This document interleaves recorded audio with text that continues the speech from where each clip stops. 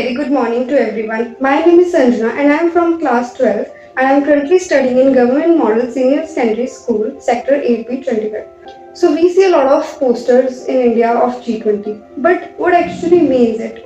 So G20 is a group of 20 that is premier intergovernment forum for international economic cooperation. This forum plays a very important role in the shaping and strengthening the global architecture and governance on all the major international economic issues. So this G20 is composed of the world largest economics, finance ministers, including both industrial and developing nations. It accounts are around 85% of world GDP and 75% of global trade and around two-thirds of world's population. And this G20 is held annually with a rotating presidency. The group doesn't have a permanent secretary. That's why it is holding by previous, current and future holders. And this is known as Tortia. In this year 2023, the Tortia consists of Indonesia, India and Brazil. So this year 2023, the India gets the golden opportunity and holds the presidency of G20 from 1 December 2022 to 30 November of 2023, and the theme of India's G20 is One Earth, One Family and One Future. The priorities of India are green development, focusing on sustainable development, exclusive growth and digital infrastructure, transformation technology, multilateral institutions for the 21st century, and women-led development. Prime Minister of India, Narendra Modi, said that the country will work to promote universal sense oneness while it leads G20. Thank you. तो आपने अभी देखा है कि किस तरह से G20 पर हमारा स्कूल भी कंट्रीब्यूट कर रहा है, वीडियोस भी हम भेज रहे हैं और ये गवर्नमेंट ऑफ इंडिया का एक बहुत महत्वपूर्ण प्रोग्राम है। ठीक है, तो इसके बाद मैं G20 पर आपको एक पावर पॉइंट भी दिखाना चाहूँगा। सो आप ध्यान से इसे देखिए, ये हमारी कंट्री का नेशनल प्रोग्राम है। एक किस्म से इंडिया को प्रेसिडेंसी मिली हुई है। मेरा वॉइस आ रहा है? हर्षित, आप कह रहे हो लैगिंग है कुछ? बेटा वॉइस आ रहा है मेरा? Yes sir. तो ये देखिए, इंडिया को अभी प्रेसिडेंसी मिली हुई है। इसमें इंडिया को G20 की प्रेसिडेंसी है, नवंबर तक चलनी है। ऑल ओवर इंडिया इस पे वर्क चल रहा है और 20 इकोनॉमीज जो हैं उनके top leaders, foreign ministers, finance ministers India visit कर रहे हैं और हर स्टेट में जा रहे हैं। तो हमें जो है वो फाइनेंशियल असिस्टेंस भी मिलेगा, न्यू प्रोजेक्ट्स मिलेंगे और हमारे यूथ को बहुत ज़्यादा इससे बेनिफिट होने जा रहा है। तो इस G20 का जो मोटो इंडिया ने रखा है, वसुधैव कुटुंबकम, कि हम एक फैमिली हैं। हमारे इंडिया में ये माना जाता है कि वर्ल्ड ही एक फैमिली है, एक अर्थ एक फैमिली और एक ही फ्यूचर है हम सबका। इस कॉन्सेप्ट के साथ इंडिया इसको लीड कर रहा है और इस के बाद हमारा जो ग्लोबल लेवल पर हमारा जो इम्पैक्ट है इंडिया का और स्ट्रांग हो जाएगा और हमें हर एरियाज में जो है सपोर्ट मिलेगा। हेलो हेलो, कोई बोलना चाह रहा है? बोल सकता है, मुझे बोल देने दो पहले, फिर बात करेंगे हम। Sir good morning. Good morning. So renewable energy है, हेल्थ है, डिजिटल एरिया है हमारा और लाइफ से जुड़ी जैसे एनवायरनमेंट है, सस्टेनेबल डेवलपमेंट है कि एनवायरनमेंट को विदाउट डैमेज किए हुए रिन्यूएबल सोर्सेज पे वर्क किया जाए और जो एनवायरनमेंट की स्थिति है उसको सस्टेन करते हुए वर्क किया जाए, है ना। और बहुत सारे मल्टीलेटरल फोर रिफॉर्म्स की भी ज़रूरत है, ट्रेड, इन्वेस्टमेंट, ये सारा एजेंडा है G20 का। सो ये बहुत इम्पोर्टेंट एक वेंचर है हमारे लिए और वाइड लेवल पे चल रहा है। हर डिपार्टमेंट, हर एजेंसी इसमें इन्वॉल्व है, स्कूल्स भी इन्वॉल्व हैं और स्टूडेंट्स का तो बहुत बड़ा रोल है इसमें, बिकॉज आने वाले समय में आपने भी अपने अपने या तो ट्रेड में जाएंगे या जॉब में जाएंगे तो उसका नॉलेज होना चाहिए। सो 1999 में ये फाउंड हुआ था। G20 कंट्रीज का एक ग्रुप है। वर्ल्ड लेवल पर धीरे धीरे इसका जो है इवॉल्व हुआ है ये G20, और आज एक बहुत अच्छे शेप में आया हुआ है। और G20 ग्लोबली एनुअली होता है ये समिट। इसके पहले इंडोनेशिया था और इसके बाद ब्राज़ील बन जाएगा प्रेसिडेंसी। तो हमें इंडिया को एक गोल सेट करना है इसमें, और बहुत सारे इकोनॉमिक इशूज जो है वो इसमें डिस्कस होंगे। और जैसा कि संजना +2 आई की स्टूडेंट ने वीडियो में अपने ये कहा है कि इकोनॉमिक इशूज हैं, और हमारे जो है फॉरेन अफेयर मिनिस्टर्स ने भी कहा है कि इंडिया की हिस्ट्री में ये डिप्लोमेटिक हिस्ट्री में एक पहला मौका है जहां टॉप इकोनॉमीज हमारी कंट्री में विजिट कर रही हैं। इनके फॉरेन मिनिस्टर्स, उनके फाइनेंस मिनिस्टर्स और बिजनेस हाउसेस विजिट कर रहे हैं। तो हर एरिया में हमारा डेवलपमेंट होगा। हेल्थ है, agriculture, energy, environment, climatic change. और इंडिया आपको मालूम है पॉपुलेशन के एंगल से बहुत ही इम्पोर्टेंट रोल प्ले करता है। वर्ल्ड पे एक बाजार है हमारे पास, पॉपुलेशन है जहाँ पर वर्ल्ड जो है उसको देख रहा है अपने बिजनेस को बढ़ाने के लिए। तो थीम जो G20 की वो वसुधैव कुटुंबकम रखी गई है। जैसा मैं बता चुका हूँ, वसुधैव कुटुंबकम मतलब हम एक बहुत बड़ा कुटुंब है, पूरा अर्थ जो है। तो हमारी जो इंडियन फिलॉसफी है अकेले भारत तक सीमित नहीं है। हमारे इस विश्व में हम विश्व को साथ लेकर चलते हैं। हमारी रूट्स में हमारी ये पॉलिसीज हैं जो हमारे वैदिक कल्चर से, जो हमारे ऋषि मुनियों ने जो स्थापित की है उसको लेके चल रहे हैं। और ये जो थीम स्पॉटलाइट करती लाइफ पर, आप देखिए LI कैपिटल E कैपिटल, इसका मतलब क्या है? LI मतलब लाइफ स्टाइल, F मतलब फॉर, E मतलब एनवायरमेंट।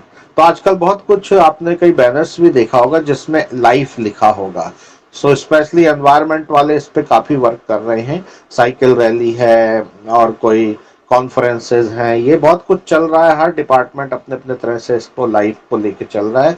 तो life style for environment means हमें अपनी लाइफ एनवायरमेंट के हिसाब से रखनी है कि सस्टेनेबल डेवलपमेंट हो, एनवायरमेंट भी प्रिजर्व हो। सो ये इसकी थीम है G20 की। ये मेंबर कंट्रीज हैं, इनके फ्लैग्स दिखाए गए, और फ्लैग्स से आप आइडेंटिफाई कीजिए कौन कौन से इसमें कंट्रीज हैं। आपके लिए एक वर्क भी है। और अब आप देखिए कि जो हमारा डिपार्टमेंट ऑफ स्कूल एजुकेशन है वो G20 समिट करने जा रहा है, पूना में करने जा रहा है। और उसकी थीम है ensuring foundational literacy and numeracy specially on context of blended learning.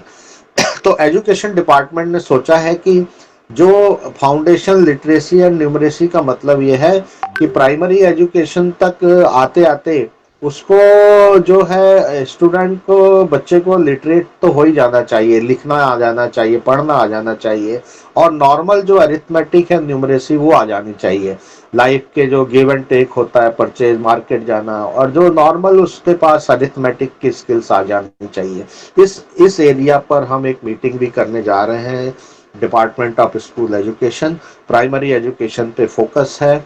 और इससे रिलेटेड एक प्रोग्राम और है, निपुण भारत नाम से है। उसका भी यही एम है कि जो है रीडिंग राइटिंग जो है डेवलपमेंट किया जाए, और साथ में न्यूमरेसी पे भी फोकस किया जाए प्राइमरी लेवल पे, जिससे कि बच्चा कम से कम इतना तो तैयार हो जाए कि वो अपनी लाइफ को चला सके जितनी उसको ज़रूरत है प्राइमरी एजुकेशन तक आते आते। तो एक बहुत ही अच्छा कॉन्सेप्ट लेकर गवर्नमेंट ऑफ इंडिया और स्कूल एजुकेशन डिपार्टमेंट चल रहा है। तो इस प्रकार से ये डाटा है कुछ फाउंडेशनल लिटरेसी एंड न्यूमरेसी का। ठीक है, तो कैसे किस तरह से अप्रोच करना है, ये कैसे होगा? देखिए, प्री स्कूल प्रोग्राम्स से अगर फोकस किया जाए स्कूलिंग में, तो आते आते अगर हम, जब वो आ जाएगा सीनियर सेकेंडरी लेवल तक आ जाएगा, तो उसमें बहुत सारे और भी क्वालिटीज आ जाएंगी बच्चे में, कैलिबर्स आ जाएंगे, और साथ साथ में उसकी जो लिटरेसी के से बढ़कर वो और एजुकेशन की तरफ बढ़ेगा, और न्यूमरेसी से बढ़कर और बड़े डाटा को भी हैंडल करेगा, और जॉब ट्रेनिंग तक जाएगा। तो ये प्रोग्राम एक लंबा विजन रखता है। तो देखिए, अभी मैं निपुण भारत की बात कर रहा था, तो ये निपुण भारत मिशन जो है 5 जुलाई 2021 को मिनिस्ट्री ऑफ एजुकेशन ने लॉन्च किया था। और वही फंडामेंटल लिटरेसी एंड न्यूमरेसी इसका एम है। एम क्या है? Every child achieves the desired learning competencies in reading, writing and numeracy at the end of grade 3।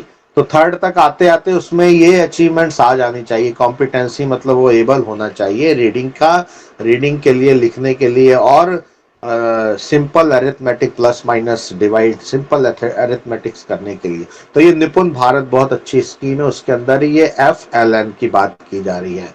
सो और आप देखिए नेशनल एजुकेशन पॉलिसी 2020 में भी इस बात पर जोर दिया गया है कि FLN पे फोकस किया जाए और फंडामेंटल लिटरेसी एंड न्यूमरेसी। सो इसमें है क्या, reading, writing, speaking, counting, arithmetic and mathematical thinking along with a robust system of continuous formative adaptive assessment। इसमें लगातार बच्चे को असेस भी टीचर्स करते रहेंगे बीच बीच में, ऐसा नहीं कि साल के आखिरी में ही करेंगे। तो अब असेसमेंट का तरीका भी बदल रहा है, बीच बीच में देखा जाएगा कि उसमें ये चीजें आ रही हैं कि नहीं। नहीं तो पता चला साल के आखिरी में हम असेसमेंट कर रहे हैं तो उसको कुछ आया ही नहीं, तो सिखाने का समय भी निकल जाता है। तो इस तरह देखिए ये इसका फ्रेमवर्क है ना। चिल्ड्रंस कि अपनी हेल्थ मेंटेन रख सकते हैं, अपनी वेलबींग उनकी देखना है टीचर्स ने भी, पेरेंट्स ने भी। चिल्ड्रन बिकम इफेक्टिव कम्युनिकेटर, अच्छी बातचीत करने की स्थिति में आ जाएंगे। और children become involve learners and connect with their immediate environment. उनमें आप अपने आसपास के एनवायरनमेंट से जुड़ने की क्षमता भी आ जाएगी, कम्युनिकेट करने की क्षमता भी आ जाएगी। जब ये चीज़ें आ जाएंगी तो हम कहते हैं एक होलिस्टिक डेवलपमेंट चाइल्ड में आ जाएगा। सो होलिस्टिक डेवलपमेंट के लिए उसके गोल्स हैं, children maintain good health, wellbeing, children become effective communicator, children become involved learners and connect with their immediate environment। involved मतलब जो टीचर करवा रहा है उसके साथ इन्वॉल्व होना, ठीक है। कॉम्पिटेंसीज आ जाएंगी, मतलब उसमें कैलिबर आ जाएगा, उसके अंदर रीडिंग की कॉम्पिटेंसी आ जाएगी, राइटिंग की आ जाएगी, ठीक है। और उसके अंदर बोलने की, कम्युनिकेट करने की कॉम्पिटेंसी आ जाएगी, अरिथमेटिक की कॉम्पिटेंसी आ जाएगी। इस तरह से ये कॉम्पिटेंसी बेस्ड जो है वो अब चल रहा है न्यू एजुकेशन पॉलिसी में। नॉलेज तो उसको होगा ही होगा, मेमोरी में उसके बैठ जाएगा, उसके अंदर स्किल्स भी आ जाएंगी। जैसे अभी हमारे पास स्किल्स आ गई कंप्यूटर चलाने की, वीडियो बनाने की, है ना। उसके एटीट्यूड में भी बदलाव होगा और ये सब हम चेक करेंगे, टीचर्स इस सबको चेक करेगा कि ये आ रहा है कि नहीं। तो न्यू एजुकेशन पॉलिसी में इन सब का प्रावधान किया गया है। तो इस सब में हमने देखा कि G20 जो समिट है वो सक्सेसफुल तभी होगी जब हमारा जो है यूथ उस बेनिफिट को लेने के लिए तैयार होगा, उसमें जो बेनिफिट आ रहे हैं वो एक्सेप्ट करने के लिए तैयार होगा। अरे बेटा, लक्ष्य लक्ष्य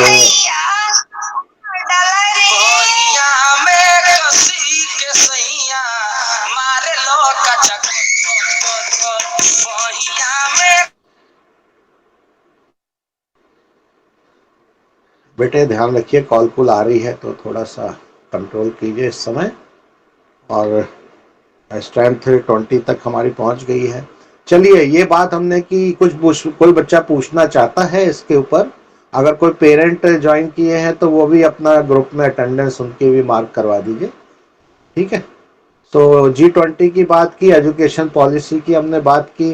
अब नेशनल एजुकेशन पॉलिसी को और थोड़ा डिटेल में हम देख सकते हैं, ठीक है। 2020 में जिस प्रेजेंट गवर्नमेंट ने एक बहुत अच्छा इसमें बदलाव किया, नई एजुकेशन पॉलिसी बहुत दिनों से पेंडिंग थी, उसके कुछ पॉइंट्स हम देख लेते हैं, है ना। फिर मैं ग्रुप में ये शेयर कर दूंगा, आप पढ़ लीजिएगा इसका। तो हाई क्वालिटी एजुकेशन सबको देना, वाइब्रेंट नॉलेज देना है। वाइब्रेंट मीन्स जो करंट है, जिसमें शक्ति है, जो काम आ सकता है, ऐसा नॉलेज देना है ना। फंडामेंटल राइट्स और उसकी ड्यूटीज पर बात करना। कॉन्स्टिट्यूशनल वैल्यूज है, बॉन्डिंग विद वंस कंट्री, एक कंट्री दूसरी कंट्रीज के साथ भी जुड़ना, और इस बदलते हुए चेंजिंग वर्ल्ड में से अपने रोल को पहचानना, ये सब इसमें रखा गया है। जिससे कि अब अभी तक एजुकेशन पॉलिसीज में केवल हम भारत का सोचते थे, बट इसमें हम विदेशों के साथ भी अच्छे संबंध और उनके साथ व्यापार के बारे में भी हम ने इसमें न्यू एजुकेशन पॉलिसी में ये चीज़ें एड्रेस की गई हैं, है ना। और दूसरे की डाइवर्सिटी को रिस्पेक्ट करना है। लोकल कॉन्टेक्स्ट में भी किसी का पहनावा के अलग तरह का है, भारतीयता से भरा हुआ है, तो मजाक नहीं करना उसके साथ, उसको रिस्पेक्ट देना है। ठीक है, तो मान लीजिए धोती कुर्ते में ही कोई टीचर है तो हंसना नहीं है, रिस्पेक्ट करना, क्योंकि वो हमारी कंट्री का वो पहनावा है ना, हमारी वैल्यूज से जुड़ा हुआ है। तो ये सब बातें हमारे इस एजुकेशन पॉलिसी में बताई जाएंगी, एड्रेस की जाएंगी। सबको इक्विटी मिले, इंक्लूजन की करे किया जाए। इंक्लूजन मतलब ब्लाइंड्स हैं, आप देख रहे हो कि हमारे स्कूल में कैसे ब्लाइंड स्टूडेंट्स को लाया जा रहा है, उनको नॉर्मल बच्चों के साथ बिठाया जा रहा है। मेरा वॉइस आ रहा है बेटा? आ रहा है ना वॉइस? गाड़ी को यस Yes, ओके। sir. हाँ हाँ। तो तो इंक्लूजन किया जा रहा है। इंक्लूजन का मतलब यह है कि ब्लाइंड है, कोई हैंडीकैप, मेंटली रिटार्डेड है, ठीक है, इस तरह के बच्चों को नॉर्मल बच्चों के साथ बिठाने का प्रयास किया जा रहा है। तो न्यू एजुकेशन पॉलिसी में ये सब एलिमेंट्स बहुत अच्छे से किए गए हैं। कम्युनिटी पार्टिसिपेशन, जन भागीदारी, जैसे कि अभी हम ये जो काम कर रहे हैं ये जन भागीदारी है। गवर्नमेंट की पॉलिसीज में हमारा इन्वॉल्वमेंट हो रहा है, हमें बताई जा रही है, हमसे बात की जा रही है, पब्लिक की तक लेके जा रही है, आपके पेरेंट्स को बुलाया जा रहा है कि वो अटेंड करें इस प्रकार के प्रोग्राम्स को। तो ये जन भागीदारी सुनिश्चित की जाएगी, यूज ऑफ टेक्नोलॉजी, ठीक है। और कॉन्सेप्चुअल अंडरस्टैंडिंग पर फोकस किया जाएगा। आपको पढ़ाते समय टीचर भी आजकल कॉन्सेप्ट पे ज़्यादा ध्यान दे रहे हैं, ठीक है। आपके अंदर यूनिक कैपेबिलिटीज डेवलप करने का प्लान है, उनको पहचानने का प्लान है कि हर स्टूडेंट के अंदर किस तरह अलग अलग तरह का कैलिबर है, और उसको फिर प्रमोट करना, उसको आगे लेकर जाना। ये एजुकेशन पॉलिसी में ये चीज़ें आप देखते जाएंगे, वो आती जा रही हैं। अब धीरे धीरे आप देखेंगे कि आपके लिए ये विश्व और सुंदर होता जाएगा, सीखने के लिए बहुत कुछ आता जाएगा। और कंटिन्यूस रिव्यू करना इस पॉलिसी का हिस्सा है। तो इसमें ये उम्मीद की जा रही है कि सबको एजुकेशन मिल जाए, सबको बराबरी का अधिकार हो, सब प्रकार के लोगों को इंक्लूड किया जाए प्रोग्रेस में, डेवलपमेंट में, चाहे वो ब्लाइंड है, चाहे वो हैंडीकैप्ड है, चाहे किसी और तरह से मेंट, उसको भी उसमें शामिल किया जाए, है ना। और आउट ऑफ स्कूल जो चिल्ड्रन है 2 करोड़ से के आसपास हमारे भारत में, उन्हें स्कूल की तरफ लाया जाए, और 21st सेंचुरी स्किल सिखाई जाए उनको। जैसे अभी आप देख रहे हो डिजिटल टेक्नोलॉजी है, ये 21वीं सदी की स्किल्स हैं, डिजिटल मार्केटिंग है, बहुत से कोर्सेज है डिजिटल मार्केटिंग में, एनिमेशन है, डिजाइनिंग है, ये 21st सेंचुरी की स्किल्स हैं, उसको भी एक्सपोजर दिया जाए स्टूडेंट को, ठीक है। और स्कूल कॉम्प्लेक्सेस बनाए जाए। अभी पीएम श्री योजना आई है, कुछ स्कूलों को उसके अंदर लिया गया है, और उनमें अलग तरह से टीचिंग और प्लानिंग की जाएगी और बच्चों को ट्रेन किया जाएगा, ठीक है। इफेक्टिव गवर्नेंस, अच्छी गवर्नमेंट का वर्क इफेक्टिव हो, ऐसा प्रयास किया जाएगा। ये सब हम सोच रहे हैं कि इस एजुकेशन पॉलिसी से ये सब कुछ मिलेगा। और लैंग्वेज को लेकर कोई बार है, कोई प्रॉब्लम है, वो भी दूर होगी, और कॉमन स्टैंडर्ड्स पे सारे आएंगे। तो इस एजुकेशन पॉलिसीज में ये देखिए स्लैब्स बनाई हुई हैं, किस तरह से वो बच्चा की एजुकेशन चलेगी। मैं ये ग्रुप में भी शेयर कर दूंगा, ठीक है। 2 इयर्स जो है वो 2 इयर्स 10 इयर्स के स्लैब बने हुए हैं, देखिए, है ना, ठीक है। 3 years anganwadi, pre pre school, Bal Vatika, है ना। फिर 2 years education class first and two, 6 से 7 8 की एज में आ जाना चाहिए उसे। फिर 8 से 11 में वो क्लास 3 से 5th तक पहुंच जाना चाहिए। फिर 3 साल की एजुकेशन है, 6 to 8, 11 से 14 साल में। फिर 14 से 18 में 4 साल की, 9वीं से 12वीं तक 4 साल का पीरियड रखा गया। तो इस तरह से ये टाइम्स,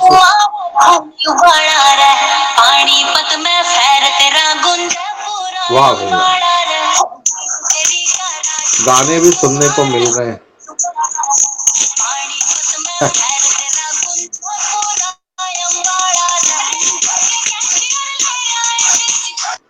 कर लो बेटा, इसको बंद कर लो।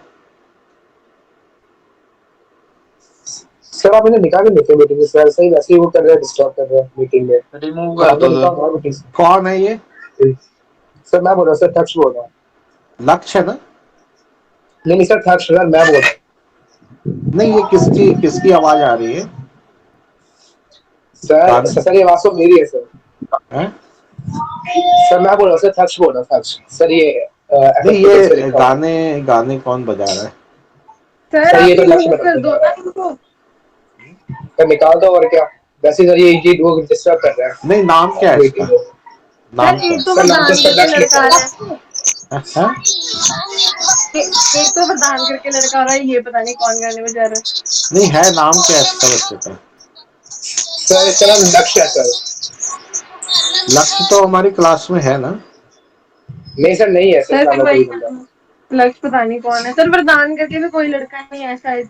अब देखो है? लक्ष्य ने वो सर कर इसमें दिया रिमूव, सर लीव लेफ्ट कर कर दिया, दिया लीव उस कर दिया लड़के ने। सर। अच्छा, और ये एफ कौन है? सर मैं बोल रहा हूँ सर, थक्ष बोल रहा हूँ सर। अच्छा ठीक है, चला गया हाँ वो? जी सर। यस सर, वो सर अब चला ऐड गया। मत करना, लक्ष्य करके अगर आया तो। हाँ, कोई और भी लग रहा है डाउटफुल? सर वरदान करके नहीं नाम सर। आ रहा है, है? Green green yes colour sir. का। वरदान बी लिखा हुआ है ग्रीन सर्कल में। Yes sir. Green? Yes sir V. Yes sir. White white लिखा हुआ जो? नहीं नहीं सर सर, वो नहीं है वरदान, सर। वरदान VARDAAN वी लिखा हुआ है यस सर। ग्रीन सर्कल में।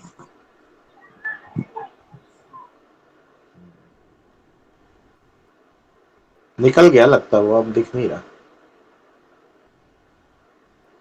चलिए, कोई बात नहीं। इस तरह तो ये बेटा देखिए लेवल्स हैं इसके, एजुकेशन के। अब ये लेवल्स हैं, मैं ग्रुप में भी शेयर करूंगा।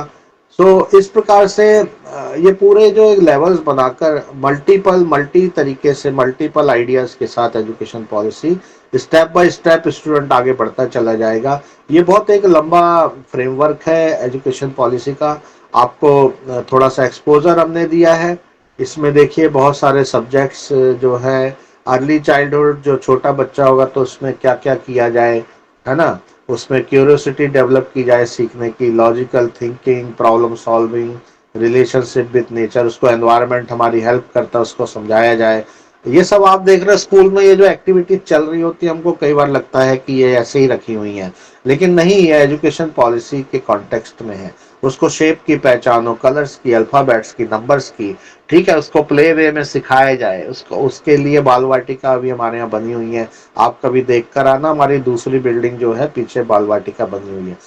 तरह तरह के उसमें खिलौने, ऑपरेटर्स और तरह तरह के आइटम्स जो वहाँ पे रखे गए, और साथ में उसको एथिक्स भी बताए जाए। जैसे अभी एक आ गया था जो बजा रहा था अपना, ठीक है, वो एथिक्स नहीं थे, उसको सिखाया नहीं गया है ना।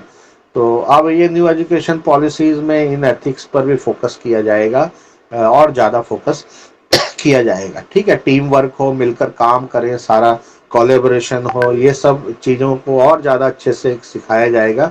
तो ये पूरा डिटेल में है, और आपको मैं ये सारा शेयर भी करूंगा, लेकिन क्रक्स जो है इसका वो मैं बताता जा रहा हूँ, है ना।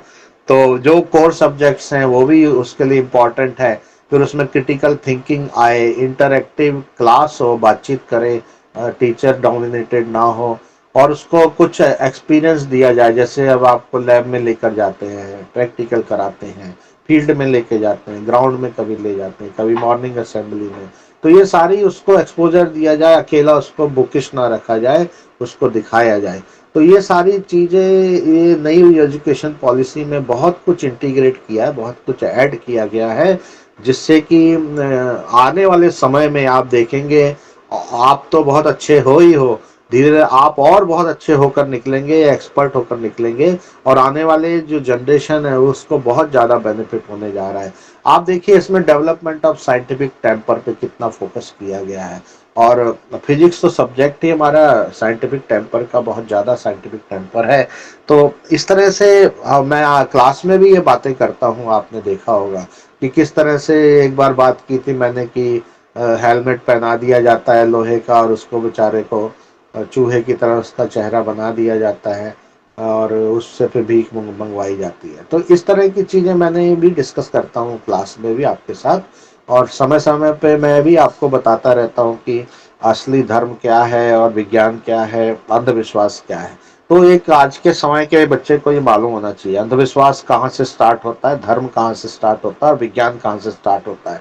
तो ये बातें टीचर्स सब करने लगे हैं, और आने वाले समय में इस पर और ध्यान दिया जाएगा।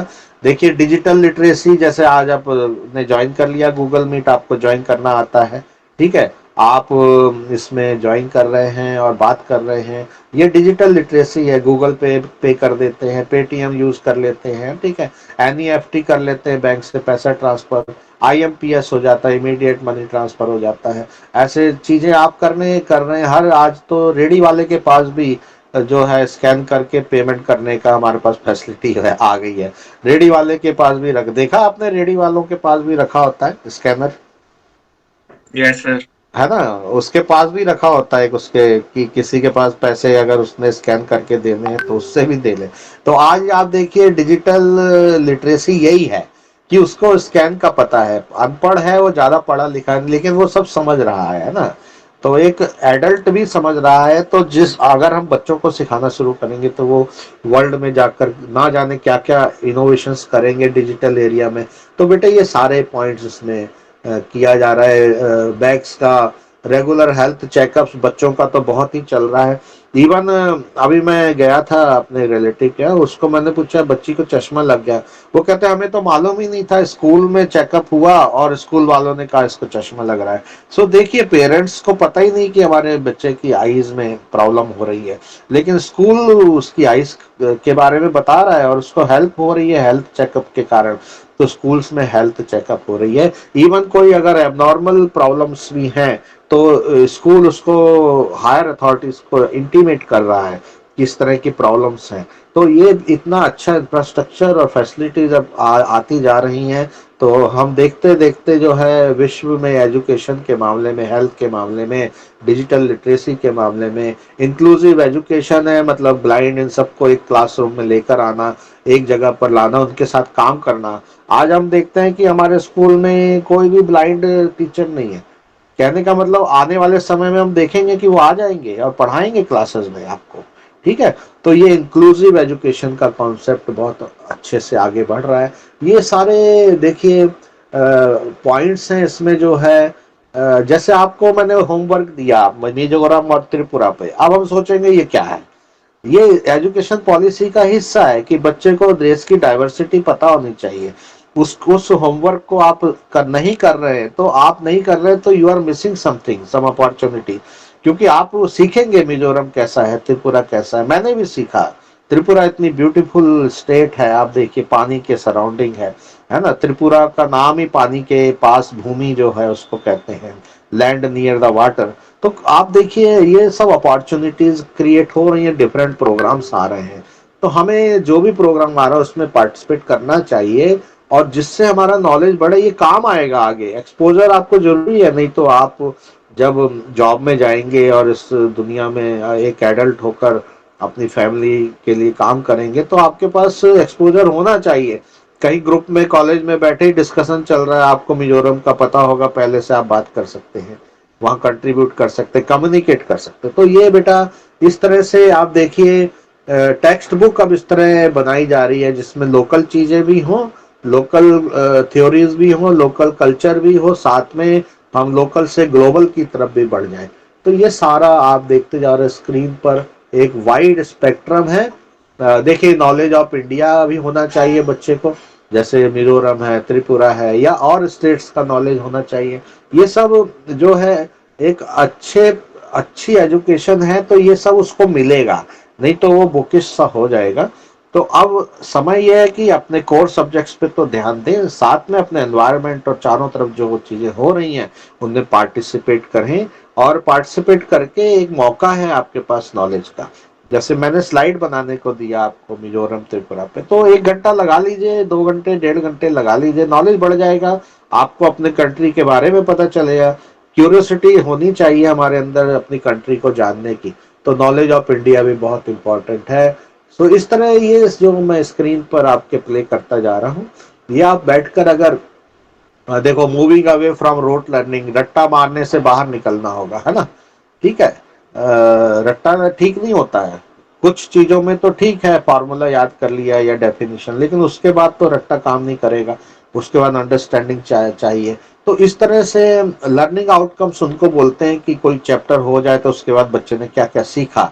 तो आप भी ध्यान रखिए, जब चैप्टर हो जाता है आपको पता होना चाहिए कि आपने क्या क्या सीखा। अगर चैप्टर पूरा हो गया और कुछ भी नहीं सीखा तो आपकी लर्निंग तो रुक गई है, और उसके कारण पता करने चाहिए। तो ये जो है न्यू एजुकेशन पॉलिसी में एग्जामिनेशंस में रिफॉर्म किए जा रहे हैं। आप देख रहे हैं सीबीएसई का पैटर्न डे बाय हर एवरी ईयर पैटर्न में बदलाव होता जा रहा है। अब कितने 19 न्यूमेरिकल्स आपको आ जाते हैं, ऑब्जेक्टिव क्वेश्चंस आ जाते हैं, पहले तो ऐसा था ही नहीं। तो और तरह तरह के क्वेश्चंस आने लग गए हैं, अंडरस्टैंडिंग वाले, कॉन्सेप्ट वाले। तो ये वैरायटी आती जा रही है जिससे कि बच्चे की कैलिबर को जज किया जा सके। तो एग्जामिनेशन में भी रिफॉर्म्स हो रहे हैं, असेसमेंट में भी रिफॉर्म्स हो रहे हैं, और बच्चे के प्रोग्रेसिव कार्ड बन रहे हैं। बड़ी क्लासेस में उतना नहीं है, छोटी क्लासेस में ज्यादा है। उनका रिपोर्ट कार्ड ही बेटा अलग तरह का, एक रिपोर्ट कार्ड भरने में टीचर को आधा आधा घंटा लग जाता है। बच्चे के सारे पैरामीटर्स उसमें फिल करने होते हैं। हमारे रिपोर्ट कार्ड में तो थोड़ा सही है कि उसका पंक्चुअलिटी क्या है ना, उसका होमवर्क के 2 वर्ड्स होमवर्क एटीट्यूड क्या है, थोड़ा बहुत ही हमारे। लेकिन जो छोटी क्लासेज है उनके टीचर्स के पास बड़े रिपोर्ट कार्ड, स्पेशल बने हुए रिपोर्ट कार्ड है, उनमें ये सारी बातों को चेक किया जा रहा है ना। और डिफरेंट लैंग्वेज पे फोकस, जैसे अब आपको हम एक भारत श्रेष्ठ भारत दादर नगर हवेली चल रहा था, तो हमने गुजराती पर भी बात की आपसे, प्रोग्राम आए, कुछ आए गुजराती, मराठी वहाँ बोली जाती है, बच्चों ने वहाँ के कुछ शब्द सीखे, कुछ सेंटेंसेस सीखे। तो इस तरह उसको मल्टीलिंगुअल बनाया जा रहा है। और 3 language to be taught will be decided by the state. State decide करेगा बच्चे को 3 लैंग्वेज कौन सी सिखाई जाए, ठीक है। और ऐसे इस तरह से ये देखिए स्क्रीन पर फोटोग्राफ भी है, हिंदी मराठी सब लिखा हुआ है। तो इस तरह से ये इवॉल्व हो रही है एजुकेशन, हमारी न्यू एजुकेशन पॉलिसी 2020 के अंडर ये इवॉल्व हो रही है। स्कूल्स में इंफ्रास्ट्रक्चर आ रहा है, रिसोर्सेज आ रहे हैं, बहुत कुछ आ रहा है। तो आप देखिए ये धीरे धीरे ये बहुत वाइड न्यू एजुकेशन पॉलिसी है।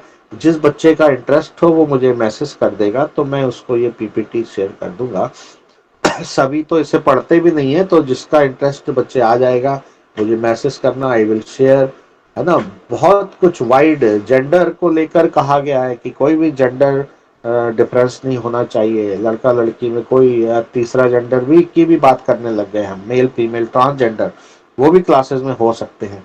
तो कोई भी किसी भी तरह का भेदभाव किसी भी लेवल पे नहीं, किसी ने नहीं करना है, और बराबरी के साथ हमने एक साथ को एग्जिस्ट करना है। इस तरह की वैल्यूज न्यू एजुकेशन पॉलिसीज में दी गई है। CWSN children with special needs जो होते हैं, थोड़े मेंटली रिटार्डेड है, तो ब्लाइंड है कोई, उसको या कम दिखता है, या थोड़ा सा लर्निंग डिसेबिलिटी है, ये बच्चों को स्पेशल केयर की जरूरत होती है। उसके लिए भी हमारे स्कूल में प्रोग्राम चलते रहते हैं, उन बच्चों को आइडेंटिफाई और फिर उन्हें इंक्लूड किया जाता है रेगुलर बच्चों के साथ। तो ये एक प्रोग्राम इस तरह के।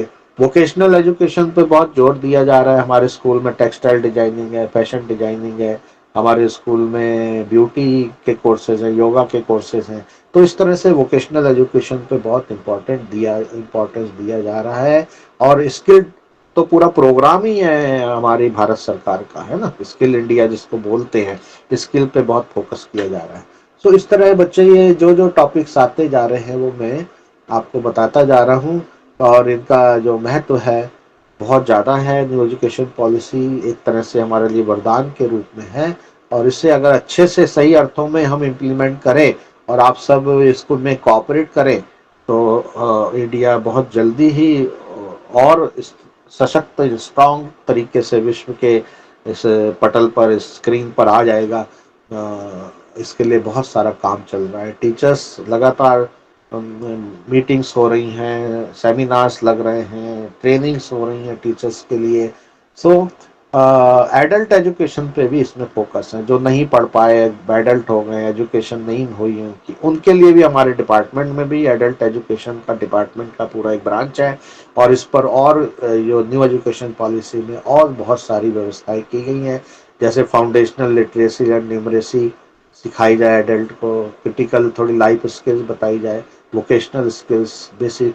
तो ये एडल्ट्स के लिए भी किया जा रहा है जो एजुकेट नहीं हो पाए किसी दुर्भाग्य के कारण, परिस्थितियों के कारण, उनके लिए भी व्यवस्था की गई है। और इन सब के लिए एक टाइमलाइन भी डिसाइड किया गया है। तो ये एक वाइड पॉलिसी है। इसके बारे में आपको पढ़ने के लिए, समझने के लिए मैंने क्रक्स आपको बता दिया है। और ये स्लाइड जो है न्यू एजुकेशन पॉलिसी पे हमारी पूरी हुई है, तो मैंने आपके साथ बहुत कुछ शेयर किया और आई होप कि आप इसे अगर किसी का इंटरेस्ट होगा तो ज़रूर वो जो है मुझसे ये ले लेंगे, प्रेजेंटेशन ले सकते हैं और इसको और पढ़ सकते हैं। तो आप में से बच्चे कुछ बोलना चाहेगा कोई तो you are most welcome.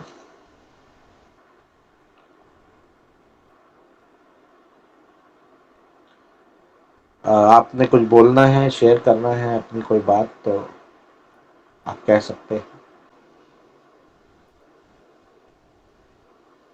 Group में भी अटेंडेंस लगा दीजिएगा आप, मैंने स्क्रीनशॉट लेकर रख लिया है। और आई थैंक यू ऑल, आप यहाँ पर आए और आगे अभी और मीटिंग्स भी होंगी। अभी हमारा प्रोग्राम है कि हम आपको कुछ छोटी छोटी 3-4 मिनट की 3-4 वीडियोस हमने दिखानी है। तो बेटे कल परसों छोटे छोटे प्रोग्राम होते रहेंगे, तो आप आकर जरूर ज्वाइन कीजिएगा।